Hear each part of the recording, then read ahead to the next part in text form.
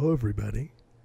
Welcome to Slash Yell, the show where Adrock gets up at the very beginning, like right when we're about to start, to answer the door, thereby ruining the introduction to the show. Well, I mean, that's what happens Let's when watch you him in rely his on. natural habitat as he resumes a podcast. That's what Hey, happens when Adrock. you rely on someone like that. I mean, How's it going, what? buddy? Do you want to try the intro guys. again? We'll do it again. Ready?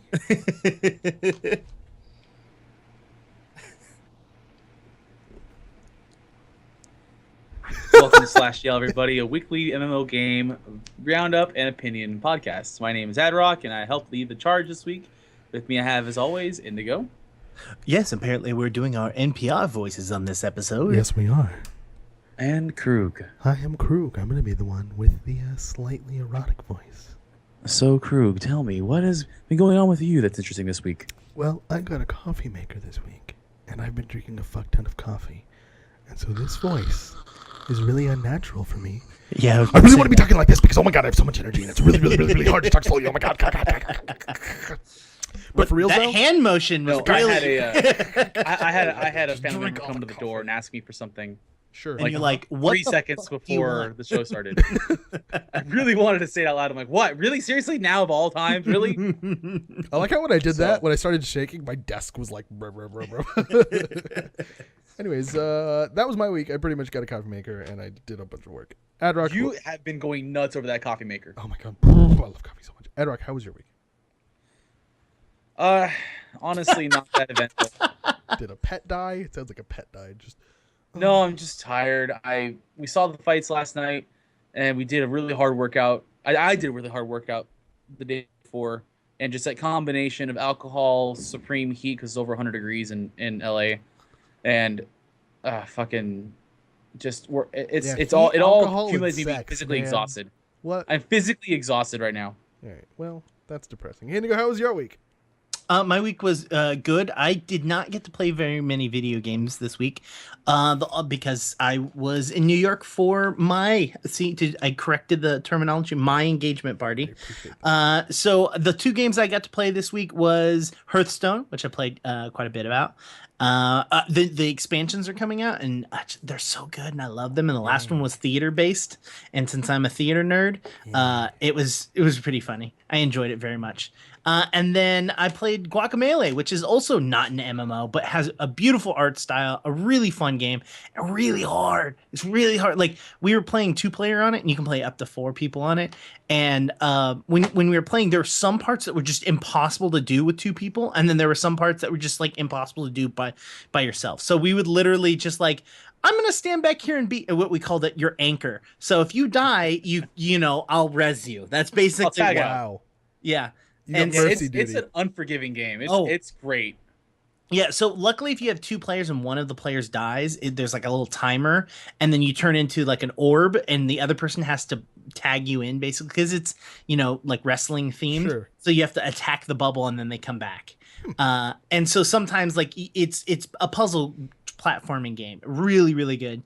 I suggest you guys play it, even though this is an MMO podcast and I shouldn't be talking about MMOs. We talked about Adrock's sleepy week. We talked about your caffeine-filled week. We talked about my lack of video games week. So that means we need to go right into Slash Zone. This is going to be a very informative week. Is it? I mean, I'm looking No. at notes and... No, it's not really that All informative. right, so the first piece of news I found on a game that I don't even play. Blade and Soul actually has its a preview YouTube video for its next end game dungeon. Ooh. It looks cool. It's kind of like demon themed, kind of got like this kind of darker, like I don't know. Dark and fiery. Yeah, flaming. It looks. It looks like a baby of Just like Dark Indigo. Souls and Diablo. Yeah, Very, very reminiscent of those. yeah. It looks. It's got some cool platforming parts. I kind of like that. Yeah, it's got little bits and teases of jumping vertical puzzles that you can kind of run around in. Mhm. It's pretty interesting. Yeah. So if you're playing Blade and Soul right there, you got a new end game dungeon that you can play. If that was something that you're into. And Yeah, you August like 24th. So as of the day this releases, it's going to release in today. It comes out the same day this podcast is, which is cool. I mean, it's kind of weird. It's got demons, and the last the 20 seconds is hey, there's a giant demon who then has machines and now he's electrified. Yeah. Thematically, that game goes to some really weird places. I think they're just looking for something that's visually appealing. I don't think it's necessarily... And depending on how long the dungeon is, looking at the same like red and black like color scheme might not be the most appealing thing. Right. So like the Fallout, what was it, New Vegas? It was just like brown everywhere. Welcome to Brown Brown Town. Outside of brown. This is what it would look like if Croog was covering your eyes, just brown. Would you rather be playing a game where everything just has to look cool without no real cohesion, or would you rather play in an environment where it may not be like, and not everything's like jumped up to 11 graphics wise or whatnot, but it's got heavy theme and heavy cohesion, like basically comparing a lot of Blade and Soul to, it's hard to give it this thing, but I guess just the Legion zones. Gameplay above all else. Like, yes, if a game is literally gameplay for both is equal. What? The assumption for gameplay for both games is completely equal. Would rather play an experience that just relies on a pure visual fidelity with little cohesion and thematics between any of the elements in there. Or would rather play in an environment where it may not be the most prettiest, but it still has as strong art direction, but everything has a strong through line, like with thematics wise. Like, thematic, I think, is more important. Like, if it's not the greatest art, but it makes sense, or if not necessarily makes sense, but if it works together, I think it's better than like a bunch of disparate, like really good individual pieces that don't necessarily work together. Like Wildstar did that really well. It had like the Blight, which was really, I think, incorporated well with the rest of the elements of the game. So like you can have a Blight thing and a non-Blight thing, and you could like tell that they were distinct, but also tell that they were the same at the same time. And then like the Blight itself sort of fit Wildstar's art style. All of that was great. I hate the color purple, so it was just purple everywhere when the Blight stuff really started happening. Yeah. So I didn't like that, but like that was nothing compared to the fact that it worked. Like it fit like Wildstar's style. I was thinking about it lately because we have games like, say, you have Blade and Soul and Black Desert Online where they're drop dead pretty games. Warhammer Eternal Crusade's also starting to fall in that length because it's really pretty for what its content is. But it feels like there's nothing tying you like down to these places that you want to spend time and at least from my opinion, like go explore these nooks and these crannies and like, it's a giant valley full of stuff. What's in the stuff? But again, I just want to make it clear that the stuff we're talking about right now to me is like we're talking about what is more important for this 0.5% of the game. Like 99.9995% of the game is gameplay to me. Like the rest of it is almost irrelevant. So yeah, you're very mechanics focused. What about you, Indigo? I have to enjoy playing the game as a whole, which is game mechanics. Not necessarily mechanics. No. Not necessarily all game mechanics. Yeah, he's trying to like. They're to give an example. Blade and Soul is very action oriented, combo based. It's something I could really get into, but the art style just killed it for me. Like I had zero interest in the art style because it's just not my style, and I didn't like. I don't know. I just didn't like the setting. Think of Wildstar's art style with Blade and Soul's gameplay. That'd be a fucking sick game.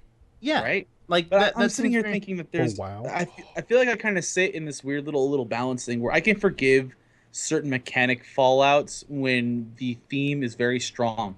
Like for instance, I find myself really getting back and more into playing Guild Wars 2, but I don't think mechanically it's a fun game to play. But there's enough of the world and there's enough interesting aspects of the world that I kind of want to keep exploring, even though I'm not directly tied to the lore. Well, the lore itself I could give two hoots about in Guild Wars 2 because I don't think it's very strong. I don't think that the races are distinctive, but the world they inhabit it feels alive, and I want to go run around in it. Sure. And everything else, and the mechanics do just enough justice to make me want to go like, okay, I can handle this. I won't pull my hair out. Well, whereas I go to like Black Desert and I hear it's very kind of crazy and whatnot. So it sounds really fun and action oriented, but it feels like it's just all filler, no killer, like visually. Sure, that was a good saying. All filler, no killer. Nice. Are you able to talk a little bit about the weapon that you were talking about with chat about? So there was a bit of a note I kind of just dropped randomly. I couldn't find the direct source anymore. I saw it last week. I was gonna be like, I gotta put it in the notes this week, and I couldn't find it again. Where they were talking about that players were addressing the fact that certain mechanics in the game were unnecessarily long and they were very arduous, and it didn't make any sense about why we had to keep doing this for endgame. Because right now, BDO and Blade and Soul have a bit of an issue where their endgame is vast, but it's very progression based, and the progression walls are very hard and steep. And I believe that the Blade and Soul team had directly addressed that not too long ago, saying that they were going to try to make weapon upgrading easier to do and to deal with. Oh Gotcha. yeah, it's And such requirements. a pain in the butt. Like, oh, you need to find this specific weapon because it is the ingredient to upgrade your current weapon. In fact, to that its was next like the main form. reason Fuck I you had to guys. stop was I hit this point in like my mid-teens. Hey, your weapon needs to be upgraded. Where's the piece at? It's kind of over here somewhere. Okay, let me go to that kind of over here somewhere area. It kind of maybe drops something, possibly, occasionally. Okay, no, fuck it. I'm not. No. Done Yeah. now. Oh, gotcha. Okay. I just saw chat, and I wanted to go a little bit further and talk about that. I wish I could find the source, but I think I saw it on Massively OP. Well, no, it was a blur. it was more of because I didn't know what the weapon issues were because you know. Wolf Size actually brought it up to me. That's where I wrote it. I read it. MMOgames.com. He wrote the piece on it. There you go. I was like, I knew I saw it somewhere, and I couldn't find the actual source. There we go. The Super Props weapons. They're getting adjusted, and they're saying that they might retrofit that to just in general. But there we go. And Wolf Eyes, what bullshit is this? Why the fuck aren't you writing for us? I mean, for money off MMOgames.com than us. Probably. We pay though. Anyways, we're gonna go into The weirdest side ever. Anyways, That was a weird aside. Hey, whatever. Hey, we pay too. That's a thing. Anyways, Wildstar. The next thing we're going to talk about is Wildstar. So, Red Moon Rising is now going to be available now. yes. I believe no. August 17th is It's when live. they did the preview. I don't see it when the actual update. I believe it's actually going to happen fairly soon, if not no, because the fucking title is called Red Moon Rising Now Live. So guess what? It's live now. You're a pleb. Yeah, it's very possible. I actually jumped into Wildstar when we were testing out a streaming option today, and I was met immediately by Spousal Unit Fitch and, oh my gosh, I'm blanking her name, and I talked to her constantly, Chestnut. Like, holy shit, you're in the game. I'm like, yeah, I'm just jumping out real quick, and I asked them if they were still raiding. Like, yeah, we're still raiding. We haven't had a chance to go to Red Moon Terra yet, so we're working on Datascape. I'm like, well, I might jump back into the raiding scene for Wildstar because I vastly enjoyed it. So I'm hoping to eventually get into Red Moon Terror content and like give an opinion on it that's a little more informed than just it's a raid. Yeah. With this post, they actually gave a couple other. It is kind of like a wrap up of a couple other pieces of content that they've been doing, and I don't know if we've covered it because I've been gone. But No, we have not. The other piece that is a lore update for Mordecai. Sorry, it's not Mordecai. It's Mordecai. Yeah, it's Mordecai. It's Mordecai. Mordecai's back, and Ishmael the Bloodied is a newer character. Which I love his name, by the way. Ishmael Yeah. or Ishmael. Sorry, It's a play on Ishmael. Like, there's just he's a pirate. Like, there's no way it's not. So this is just going back to the whole fact of like the lore of a game is doing enough to like get people into it. Like Wildstar's raids have been surprisingly lore heavy. Yeah. Like as lore heavy as World of Warcraft's. At least it's upfront about it. Other games, when they have some kind of end game, it's not obvious that there's a big lore bit. It just kind of feels like it's slapdash together. So And it looks like when I jumped in the game, actually, you get a correspondence from Ishmael to start up Red Moon Terror. So I haven't had a chance to follow up on it, but he's like, hey, something's happening. Kind of like the whole thing with Legion. You get there and like, what's his bucket? The mage. I'm blanking on names. I'm not tired. It's okay. Medivh's right-hand man. Oh, That we all play. Khadgar. Yeah. He sends out his fucking servant that scared me shitless. I popped in for the pre-Legion quest, and Khadgar's servant shows up. I'm like, oh god, no, not another escort quest. I have to follow this guy around the city the whole time. He goes, no, I'm just here to give you a message, and then he disappears. Because every time I see that pink elemental, I'm like, oh god, no, not again. But that's the first thing I thought of when Ishmael sends you the message. It's not quite as like jarring and fear-inducing as Khadgar's elemental, but it's still like, oh, cool, a little breadcrumb. And then the other piece is the fact that in Madame Faye's. Wow, why am I having? We're all having problems today. Madame I'm fine. Faye I don't know what has you guys are a fucking talking about. new set of equipment and gear you can get, which is all retro themed, and it's glorious. I was trying It's to a find. Voltron hoverboard. It It's makes a you look. Voltron hoverboard, and it's a Metroid armor Oh set. yeah. And How then are they not getting the- in trouble for this stuff? because it's Because not it's- Metroid, it's not Voltron. It just looks similar. Exactly like Metroid and Voltron. It's Even insane better. vein. The mounts look like it's a cross between Yoshi and Dino the dinosaur. Yup. The You guys know what? Dino the Oh, Dinosaur. I didn't see these mounts. Yeah. There's It- two specific mounts they put in this thing. One is a The hoverboard, and then the the other one is hoverboard that like dinosaur Barney hybrid with a little bit of lizard thrown in on the feet, and it has some bandages on it. Yeah. And then, well, One of them and you looks like like the it's solid gold, which is well, and then for the housing people, they also have wallpapers and walls that look like someone is playing an old school version of Space Invaders. They've got arcade games, they've got air hockey, and then they've got two little tiny robotic, like what look like Game Boys, but are clearly the character from Adventure Time. Do you know what I'm talking about, Adrock? BMO. Yeah, BMO. It's It looks like a cross between BMO and a Game Boy. Yeah. well, that's what BMO is. Yeah. A BMO is a Game Boy. I have to look up what BMO is because I have no idea what you guys are talking about. Do BMO Adventure Time. Oh, I know exactly what you guys are talking about. Exactly. So these are all references on other, genres and other like arts, which I like. I really like the fact that they're adding look and feel of other things, so it kind of gets you to play the way you want to play, which is their kind of like direction and scheme that play the way you want to play. And it's all part of that housing thing. It's got crazy 8-bit wallpaper and And if you look in the background, arcade cabinets. if you look in the background, you can actually see Tetris pieces. Yep. Oh yeah, you can see Tetris pieces, and there's a foosball table. and, Data like, escape blocks. I'm considering they're calling it. arcade- Data escape That's not memory foosball. blocks. What's that called? Air hockey. I Air said hockey, that. thank you. You do not listen to me. No, I tune out the frequencies of your voice, just like your fiance. Yeah, exactly. Oh. So that's I mean, this is really cool. The Ishmael and Mordecai lore update, as well as the Red Moon Rising raid. This is a bunch of content that you guys can get a hold of and look at right now. I just realized Ishmael we've already seen. No, in can we just say Wildstar. Ishmael? Like that's his name now.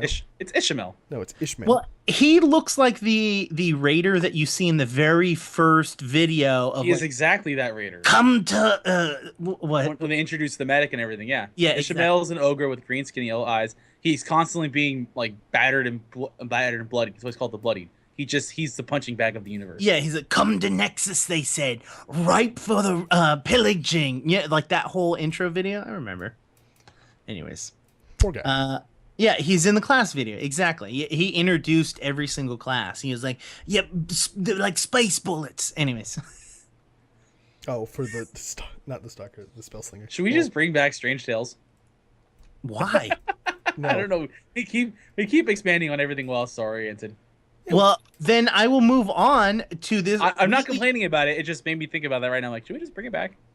No, because when we take things down, we only take it down once. Oh, excuse me. Azeroth hello. Armory. Can we move on to Azeroth Armory? Yeah, so the next fucking thing. sick video series. Okay, so this is a really, really awesome video. Someone actually they hired a professional blacksmith to go in and build the warglaves. Yeah, and we actually talked about this last week, right? Because we did. Maybe it was the week before. But Tony Swatton, he's done Yeah. armor for Pirates of the Caribbean, Lord of the Rings, Thor. He had a show on YouTube called Man at Arms that they had a sequel called Reforged, which is another pair of brothers, the Baltimore Knife and Shield, and they're also just as awesome. But yeah, you're right. He's LA based, and Blizzard commissioned him to create Gorehowl a year ago. Last week they unveiled Doomhammer, and then this week the warglaive, and he spends a ton of time. Like he talks about, like, if you were to actually make this out of full steel, it would weigh like 300 pounds, like how heavy it would actually be. So it's a center steel piece with, and hollows it out a little bit. So it's got the 3D look. I think it ended up weighing like 25 pounds. Yeah. something like that. Something like that. And then he uses stingray skin as the handle for the blade, which is really awesome. And then they put little gems, and like it's the full process of building it, and it's really really cool looking. But at the very end, they actually have a guy that looks like, you know, he came out of Conan the Barbarian. Right, just And- shirtless muscle oil guy. Yeah, it came out and wielded it and was like using it. And first of all, you can tell that the guys that made this had never played the game, because like the guy had no idea how to use it, because he like turns it so the I think blade it's is more to it than facing that, towards actually. himself and then goes down on something. Like it's He doesn't go down on something, but I think I everybody else honestly- does. well, no, yeah, he does. He takes the blade, and so the curved piece is upwards, and then he comes down and uses the blades. Yeah, right. There's a right, problem Yeah. with that. Is because the blade is curved and it's like 3 feet long. Yeah. It's a legit blade on each side. Yeah, The human arm, unless you're Wilt Chamberlain, you swing the thing like a right hook, and you're gonna slice your own neck while you're slicing the other guy's neck. Yeah, And it's 20 pounds of like weirdly distributed weight, even if it is perfectly balanced. It's technically balanced right in the middle, but also if you look at the other like axis it has, it's curved to one end, so it actually has like a weight differential balance. And normally when you're swinging blades, you want to have some kind of pointy end there, unless you're using tonfa. It's such a weird weapon, and it's video game logic to like the extreme. I feel like it's probably one of the worst video game weapons ever made. Well, 'Cause one you of the get, worst like, the video gun- game weapons ever made for practical use. Yeah, in It's, general, but even like even from a even design in, standpoint, it's fucking cool. Like It looking at is. that weapon, you're just like, that is the epitome of violence and death. There's absolutely nothing else that represents. There's no, you can't even Yeah, use that but to it's gonna- defend yourself, because it just doesn't want you to. It only No, wants yeah, you to be it's all aggressive and offense. kill people for no reason. And really what it is, it's like it looks like the only potentially good way to use it is you just go out and like put your hands out in a cross, start spinning out in a circle like Linda Carter. Ah! That should Well, be a so move. something cyclone. They should have spin it to win it. every single time they use the blade, like even when he does the slash like they do in the game, he has to hold the other end of the blade. He has to hold the pointy part of the blade in order to make it work. Wolfie's eyes Which, just said it if perfectly. you It's- have to stab yourself in order to successfully stab somebody else, it's not a good weapon. Well, It's- and here's the other Wolfie thing: eyes you said it actually perfectly. carry 2 of them with you. Yeah. So it's not you're like. Yeah, that's weird. It's a double-sided weapon that you carry 2 of. This It's Yep. the Batleth. If you know Star Trek, it's the Batleth. It's completely unnecessarily made stupid weapon. The bat what? That's mostly just to be ceremonial. The Batleth is a Klingon weapon from Star Trek, and it's Yes. They tried to make it practical, and Batleth. to a degree you can, but it's really bad. It's BAT. Oh, that thing. Yeah, LATF. yeah, yeah. I Yeah, love it- that Croog has Googled so much. That, He almost got himself a virus. Leave me He's looking at a alone. Batleth. So, but like I was saying about Tony Swatton, if you get a chance, the YouTube channel is AWE, AWE space ME, and he's part of a 2-part series called Man at Arms, and it's Man at Arms and Men at Arms Reforged when they go to Baltimore Knife and Shield, and they basically take pop culture weapons and then create a more functional piece. So they did like Odd Jobs Hack from the James Bond series, a couple replica blades like Jaime Lannister's sword, the Man at Arms sword, Gimli's axe. They did Captain America's shield. They did Wolverine's claws. Sokka's meteor sword from Avatar: The Last Airbender was awesome. They made a fully functional working keyblade. well, this is my It's question. really cool. The guy that makes them, right? Does he use the weapon at the end? Like Yes. these So when videos? everything, But when everything when he that Man does- at Arms makes, it has to be able to be combat ready. Supposedly. but does he always cut a piece of meat and then grab it and eat it? Because both of the armory videos that I've seen, he has cut some form of poultry and then eaten it. Hey, and man, then a feature of the show, his they go in calling and card. destroy everything, and then half the time they eat something after. Yeah. Set up with. It's really weird. His calling But all card the is that weapons he's are a supposed to be hungry man. Yeah. That's Yeah. actually how he started. He's like, I want a more flashy way to cut my food. Like the best part about Man at Arms, if you're a fan like me and you like watching shows like how it's made and whatnot, Yeah. it's not just we're making a sword now. Here's how it works. Just like this World of Warcraft Forging Azeroth video. Oh shit! Yeah, Man that's at when he Arms cuts a piece of series. ham. I'm just Man at- watching one of the Man other at ones. Arms series legitimately goes into how the process is for the most part within like 10 minutes or so, 15 minutes. So like when they did stuff like Phoenix Trident from the Hunger Games, like this is why we went this way. So why we went this way. So why we did this instead. When they like, how do you create a glowing blue sword for Sting from The Hobbit? Well, we use this kind of like oxidization method and it does this. Like, oh, it's really cool. I never knew that. So if you're a fan of those kind of like how'd you build it, it's pretty cool. They even created a Pokemon. Like Man at Arms did Honedge, which is a Pokemon from the Pokemon series, and it's really cool. It's worth watching even past the Forging Azeroth videos. Sure. Pretty awesome. It's sweet. Yeah. Awesome. So that's actually kind of all of our notes for this week on /zone.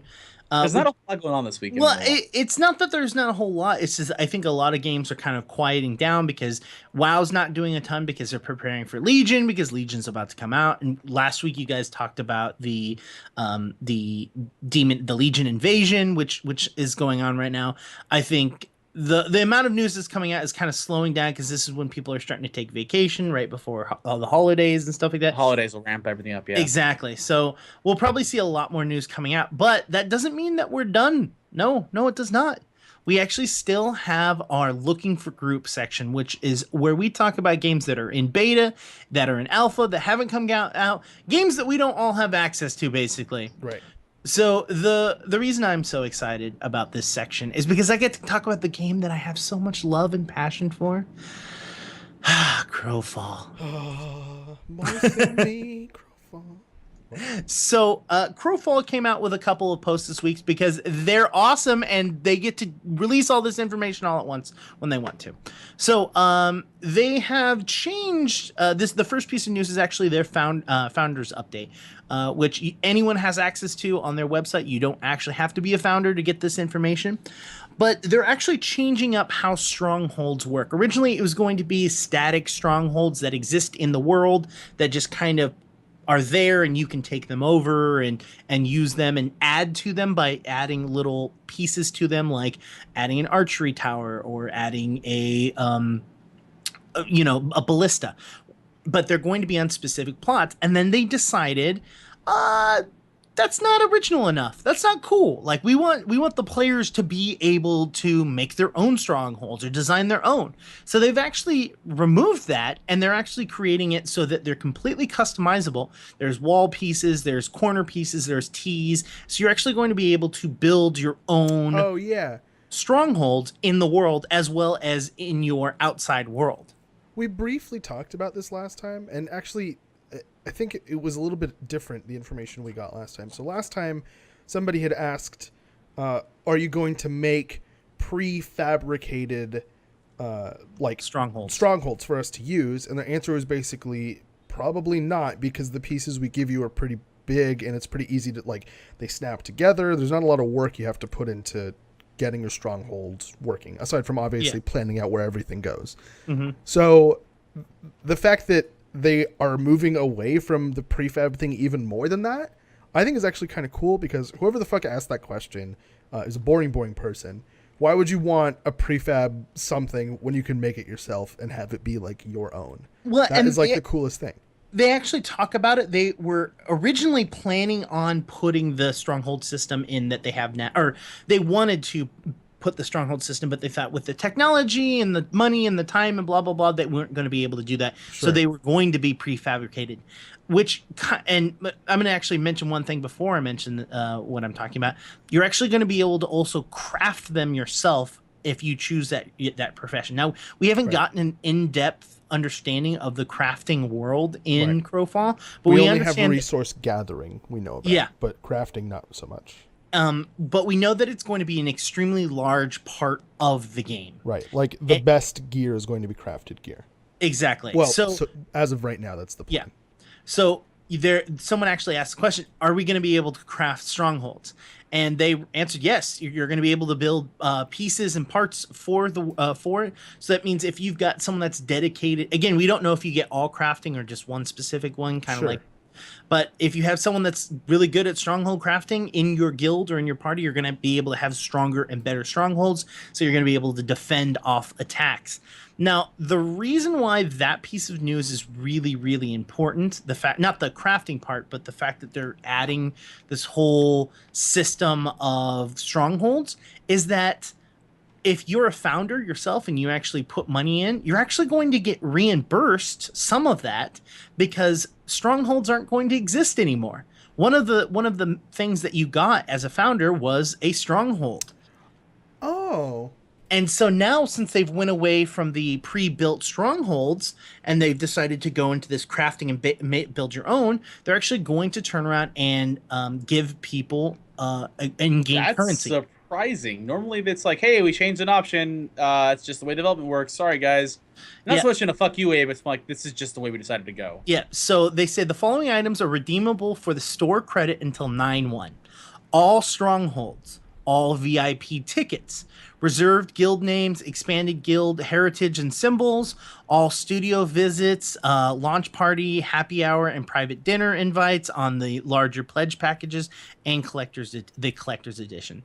So all of that's going to be redeemable for store credit. So if you can't do any of those, what? For store credit. Well, it's for I mean, they're not giving you the money. Not giving you money back. That's what I thought. That's why I was really surprised, because I thought you were saying they were giving us the money back. Oh yeah, that money's gone, bro. Unless this they makes a little more sense now. I was oh my god, okay, but okay, if they canceled the game, like that would be one thing. But they're just changing. In fact, they're making a part of the game better than we were originally expecting. Yeah, and they're saying because we changed something we promised, even though it's a better thing than we originally promised, we're going to give you the ability to swap your currency over to something else. Technically spent on that and get something else for it. Exactly. Instead of what Adderok said, which is what I would be mostly suspecting. It's a future change. Sorry. Yeah. And you get nothing. They're just flat out going, hey, we're actually going to give you, if you want, you can take this and sell it back to us basically and get in-game currency and buy something else that is relative. And this is store credit, not in-game currencies. I keep saying in-game currency, and that's not what I mean. So you can actually use this to buy one of the other things. Oh. Surprisingly, it's kind of hard to talk a lot of one. It's hard to talk about it because there's nothing for us to play with and really get consequential about and minute about and whatnot. At the same time, it's not a tactic you see a lot of companies use. Well, and this is my personal opinion.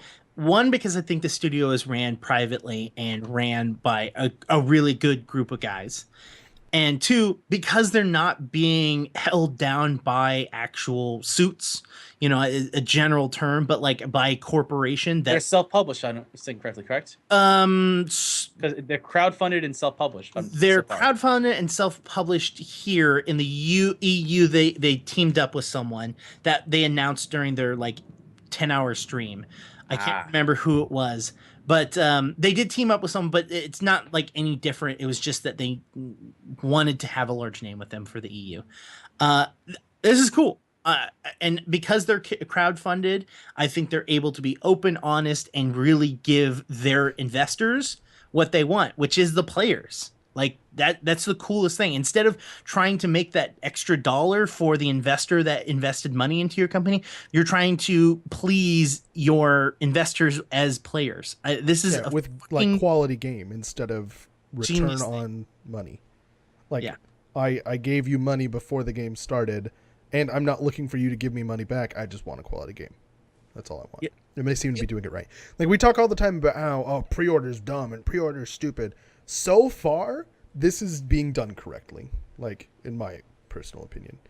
It could have been a disaster. I think a Kickstarter so far, so good. Crowdfunded is a little different from a pre-order. A Kickstarter and whatnot, it's you're backing it it's potentially a backer. A pre-order is I want this before it comes out. I want to support it in this way. It's the product is already for the most part finished or on the way to being finished. Look, let's not fight, right? We've already argued enough in the last episode of Quarter Up right? About you being wrong about everything. Hashtag. Let's move on before I break something. Okay, Lost Ark is not my piece of news, so someone. It was a heads up. It was a heads up on something new coming out, and it's going into Lost Ark is the best way to describe it is a top-down MMORPG. It's Diablo-esque. It is Devilian-esque. It is Path Exile-esque. It's being created in Korea, South Korea. It's going into a closed beta, so I'm treating the news a little bit like a alpha for EU-NA, since there's no way for EU or NA to get in on it. It just seems interesting because they're looking to bring in action combat in the vein of Blade and Soul or Wildstar or something like that, and give it into a skin that has a Diablo style to it. And they released some stuff about the classes showing up, like the Battle Master, Berserker. It's because it's a Eastern game. There are some really heavy parallels to some Western games, Sure. which obviously everyone's copying everybody from anywhere. Yep. Right. Some of the stuff you see here looks like, ooh wee, this is more than a passing familiarity, guys. Okay, I'm gonna go with it. I'm just kind of skipping through the video because I haven't watched it. What game? Let's not It's sugarcoat it. Just fucking say it. No, I'm just saying there's a few things, the way the action moves, like the actual way it hits opponents doesn't seem Diablo-esque, but the way the classes generally look like they're functioning right now look very Diablo inspired. Sure. Or even some key movements make me a little suspect. So I'm curious. I find that most games that are like that the isometric top-down view are very just immediately make me think of Diablo. Like no matter what they do. It is synonymous with that genre. Like the Diablo is synonymous like Kleenex. I don't see it. I don't Like, see. there's- I mean, there's I a- see the there's enough- isometric there's enough- similarity, but I don't see the game mechanic similarity. I'm thinking more animations. They're doing Yeah, I'm more. looking at the animations. You think I'm blind? What's wrong? Not all of them. There's a few things in there where it's like, ooh, this is a little. I mean, there's only so many ways you can punch a person, but Yeah. this. I mean, they frame- do some really original stuff, especially in the very beginning of the video. Like you do not see this in Diablo. Like No. the The Battle Master and the Infighter are very much their own character. kicking enemies up in the air, like Yeah. punching the ground in the lava, or like the fast like attacks. Wow, that's The Berserker feels a little off. The Devil Hunter feels a little Demon Hunter-esque. The way they flip back and forth and have a little bit of that flair to their guns, like Bayonetta. It's cool looking. Wolfie Eye says Adarok is always wrong. No, just wrong. He's just I saying can be Adrock wrong. is wrong. Is wrong. Okay. Indigo's Yeah, I always don't- wrong Look, about what. I will gladly take Fallout 4 wrong because I was already right earlier. Oh today my for god! something. So you'll love this. So in between the show, Adarok is looking for it, and he reads off two different dates. I got He's- the years. And he's like, "It's a fucking year off. I fucking told you," and like flips me off. And then I was like, I did more research, and I was talking about The Witcher's development time and thinking of Fallout 4's development time. Yeah. And I remind him that it was actually a month off, October, Yeah. November of 2000. But there were articles exactly stating that, hey, our art team has started development on DLC, which was Fallout 4's art team. But mechanically, Fallout 4 was done. Content-wise, Fallout 4 was done. So Either way, you're still wrong. Hashtag Adarok is wrong. Anyway, and I don't think it looks super like it. I would be interested. way, how do you I saw like a lot, this? but there's a few things where I'm like, ew, okay. Doc, I'm just saying, this is your turn. I had Destroy All Kroogs for like a solid 3 months. We're gonna have Adrock is wrong for a while, and then it'll be Indigo's turn to have I'll some take it. dumb, demeaning hashtag based on his name. I did like how it went from Destroy All Kroogs to Make Your Bed Kroog, so Yeah, I have had a couple, haven't I? Yeah. Just saying his bed isn't made, but it's not on camera, which is the important part. Right, exactly. I I think the real hashtag should have been it was specific. hashtag Kroog stop making me look at your messy bed, but that's, a little, That's that's a almost little- 140 characters by Yeah. itself. What's the next piece? Star Citizen, which Crew got a boner over. Holy So Oh, I found this at God. Gamescom. So Give me Star this Citizen, if game. you don't know, is also crowdfunded, majorly crowdfunded. Oh my god, ridiculous. It's still in alpha. But it's actually trying to make strides for legitimate full release. It's been in alpha and pre-release for a really Since I was really 8 years long old. time. It's been Yes. there for a long time. Shut And it honestly, does fall into it does fall into an argument about like games that are in development for too long. But just like Ark and just like Don't Starve, it feels like Star Citizen's actively trying to get out of that development hellhole. so Star Citizen specifically is showing off a demo at Gamescom, a soon-to-be playable demo at Gamescom, and it looks super cool. Like you can see how smaller vehicles interact with larger ships. So they have like a big capital-style ship, and it has like a land vehicle in it. And so you have one player flying the capital ship, and there's another player down in like the cargo area, and he gets on the smaller vehicle while the capital ship's still zooming around. And then the capital ship pilot opens the like hangar door, and he just zoop slides out and drops to the ground and zooms off. It looks super awesome, and like it. You can go exploring into places, and you don't. It makes logical sense. So I'm just gonna say a couple things. There's 2 players in this one ship, and there's a vehicle in this ship, and these 2 players can interact with one another. And then I feel like you're being really specific about that. And then the ship can go onto a planet, of which there are many, and then those 2 players can both get out of the ship and interact with the planet, and then they can get back on the ship and go to a different planet. And there are enemies to fight on the ground, and there are enemies to fight in the air. You have like a gun that shoots bullets. But can you still do virtually whatever you want in Star Citizen? You essentially can, do virtually. It's like an open world MMO. You can do whatever you want. Yeah. I have a very specific question. What's that, buddy? You're suggesting, just to not be blunt, you're suggesting we play No Man's Sky instead of this, right? No. Actually, I'm gonna correct you a little bit. You were super close. Oh, okay. You were super close. I'm suggesting that scratch we play that flipper first. Yeah, just 180 that idea. Just take that idea. It was a good idea. Just take it and flip it upside down, and that's like spot on. Like you had it like 90%. You just needed to do that extra 10% inversion.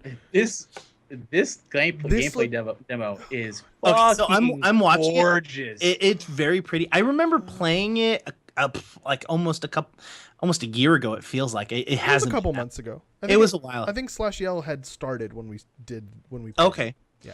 And I remember we tried it and we had played it for a little while, but we didn't like, there was no intro, like didn't teach you how to play at all. Yeah, so we were fucked because we didn't do any research. So we just like hopped in. We were like, all right, WAS to move, mouse to turn camera. What else? Like, how do we get our ship? We're just you stuck have to on use this the space whole station. keyboard. Like this game cannot be a console game. No, because there are so many. Well, you'd need foot pedals. Well, no, you need toe pedals. Like, boop, boop, boop, boop, boop. Yeah. I'm very excited for this game. It looks cool. But see now I don't think I will invest as much time in this game as I will probably Crowfall, just because I'm not like a fan of the vastness of space. Like that doesn't entertain me as much. I'm cool with the vastness of space as long as there's a narrative that can keep me going when I'm like, you know what, I'm done just aimlessly wandering. Yeah, that's what I'm afraid of. I don't want to aimlessly wander. Like I want there to be some like direction that, or some meaning. Things to kill. Yeah, exactly. Yeah. Anyways, looks really cool. Looks really pretty. You guys should check the video out. But that's it, guys. That's it for us this week. There was some news we might have forgotten, but noteworthy news is kind of hard to find something interesting, to be honest. Yeah, there was some news about Neverwinter Nights Online, which we didn't really talk about. There was a couple other games. If there's a game you guys really want us to talk about that we're not talking about already, we haven't heard of. Or either we haven't heard of it, or we have heard of it and we're just haven't delved deep into it. Let us know what you want us to talk about, because that's the only way we can improve or even get to know that game is through word of mouth. It's not really doing our work for us. We try to scour it, but it's like, is this interesting enough to want to talk about more? Yeah, exactly. Because like I'm excited about a game doesn't mean that you guys are excited about it. Because I know I bore the fuck out of these two guys when I talk about Crowfall. That's not true. Every time it's not true, Crowfall, but every time I see Crowfall, underwear. Every time we talk about Crowfall, I keep thinking, it sounds cool. It sounds cool. When can I physically play it? Croog and I's played it. Yeah. Hate you both. Also, it was Let fun. me rephrase that. Let me rephrase that. It was fun after I figured out that if I heal people too much, my character takes exorbitant amounts of damage to the point where I die. And then when I figured that out, it was really fun. The other thing is, I want to preface, we haven't played the full game. We've only played PvP. Like, there's so much more to this game that I think we've touched maybe 2% of the game. Yeah. Like, in all honesty, how much the amount of the game that was actually finished. Yeah. Right. Yeah. Well, no. Yeah, exactly. Well, the amount of the game that was finished and playable. Yeah. And I wouldn't even say finished. What are you putting in your mouth? It's a thing that I chew on. Leave me alone. What? Leave me alone. You need. Oh my god. Anyways, I'm ending the show. You have an oral fixation. Yeah. He wants things in his mouth. Anyways, I'm ending this week's show. My name is Indigo. If you guys are going early, yeah. if you guys want to get a hold of me, go ahead and hit me up on Twitter at IndigoQT, or you can email me at indigo@QueueTimes.com. If you want to get a hold of all three of us on Twitter, you can actually hit us up at _QueueTimes, because as Croog has mentioned earlier, the people owning that is just squatting on it and they can suck a dick. Croog, where can people find you? I'm at CroogQT on Twitter. You can also email me. Take a step back. You can also email me. My email address is Croog@QueueTimes.com. If you want to email all three of us, you can email yell@QueueTimes.com. And if you want to, Adrock, what about you? That was a weird transition. You can find me at AdrockDraws on Twitter. It's the best place. And on Twitch at AdrockDraws. I might be doing some streaming this week with, Atlas Reactor, maybe get on some codes. We'll see what happens. Yeah, man. We have a ton of codes to give out. We will see. We do have a ton of... Literally, we have a ton of codes with a time frame. So if you've never heard Atlas Reactor, start checking it out. All right, so starting tomorrow, we're gonna start advertising that we're gonna do giveaways on next week's Quarter Up and /yeah. So since you guys are listening and watching right now, you guys get to know this before anyone else. Next week we're gonna give away codes. So boom. Woo! If you want to know what kind of codes, I have exclusive skin. An exclusive skin you can only get from creators like streamers and like us. I also have closed beta access if you haven't tried the game yet and you want to do more than just free play, as well as little loot boxes for the game as well. Nice. Awesome. Good times. That being said, until next time, guys, I'll see you guys on the forums. Later. The bass on that is like hurting my ears. Hey, if it makes you feel better, he still has creepy Croog. So. Oh yeah, I do. True.